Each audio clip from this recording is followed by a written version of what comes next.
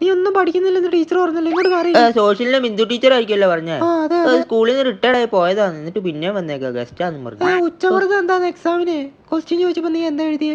ഉച്ചക്ക് ഭക്ഷണം കഴിച്ചില്ലെങ്കിൽ വയറ് വരുന്ന ഒരു വേദനയെ ഉച്ചമർദ്ദം എന്ന് ഞാൻ എഴുതി. ഉച്ചമർദ്ദം എന്ന് പറഞ്ഞാൽ ശരിക്കും അതാണോ? അതുകൊണ്ട് ഞാൻ വിചാരിച്ച ബയോളജീന്റെ എക്സാം ആണ്, അതാ അങ്ങനെ എഴുതിയ. അപ്പൊ സോഷ്യലിന്റെ ആയിരുന്നെങ്കിൽ നീ എന്താ എഴുതുമായിരുന്നു? സോഷ്യലിനാണെങ്കിൽ ഉച്ചക്ക് സമൂഹത്തിൽ വരുന്ന മർദ്ദമാണ് ഉച്ചമർദ്ദം എന്ന് ഞാൻ എഴുതും. എന്താ ശരിയല്ലേ? നീ ഉച്ചമർദ്ദം എന്താ ഒരു 100 പ്രാവശ്യം എഴുതി പഠിച്ചത്? ഇന്ന് ചെയ്യേണ്ട ഹോംവർക്ക് ഒക്കെ അത് ഈ ബുക്ക് അല്ലെന്നേ, ക്ലാസ്സിൽ എടുത്തില്ല. എന്താ നീ എടുക്കാത്ത? അത് പിന്നെ 2 ജോഡി കെപ്പി കൊണ്ടുവരാനുണ്ടായിരുന്നേ, സ്ഥലമില്ലാത്തോണ്ടാ. പട്ടിക്കുട്ടി എവിടെ നോക്ക്? സൂപ്പ് കളിയാക്കല്ലേ?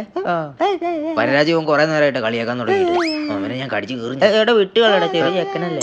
പറഞ്ഞ ചെക്കനെ കൊണ്ട് പട്ടിക്കുട്ടി നല്ല തൊലിക്കെട്ടിയാണല്ലോ. നിന്റെ അത്ര തൊലിക്കെട്ടി എന്തായാലും ഇല്ല മോനെ.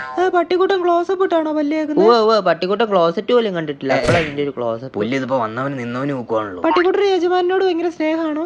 പിന്നെ സ്നേഹം കൂടിയിട്ട് യജമാന്റെ തൊടയെ തന്നെ പട്ടിക്കുട്ടൻ കടിച്ചു. അയ്യോ, എന്നിട്ട് അന്ന് ഒഴിവാക്കിയതാ. പിന്നെ എന്റെ കൂടെ കൂടി പെരുമാറാനൊക്കെ പഠിച്ചു. അതെ, നാട്ടുകാർ എന്നെ അടുത്ത് പെരുമാറുകയത്. പിന്നെ ഇവന്റെ കൂടെ കൂടിയിട്ട് പട്ടിണിയും ദാരിദ്ര്യം എന്താന്ന് പഠിച്ചു.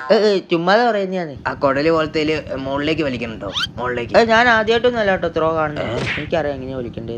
ത്രോ അല്ല, സ്ട്രോ എന്നാ പറയുന്നത്. അത് തന്നെ. ആ വെയിറ്ററോടെ ഇവനെ കൊണ്ട് വെയിറ്റർ മധുരം റെസ്റ്റോറന്റ് അല്ല, നമ്മളിവിടെ ടൈല് പണിക്ക് വന്നതാ. അയ്യോ, ഞാൻ ആ കാര്യം വിട്ടുപോയെന്നേ. ഈ സെറ്റപ്പ് കണ്ടപ്പോ ഞാൻ വെച്ചു റെസ്റ്റോറന്റ് ആണ്.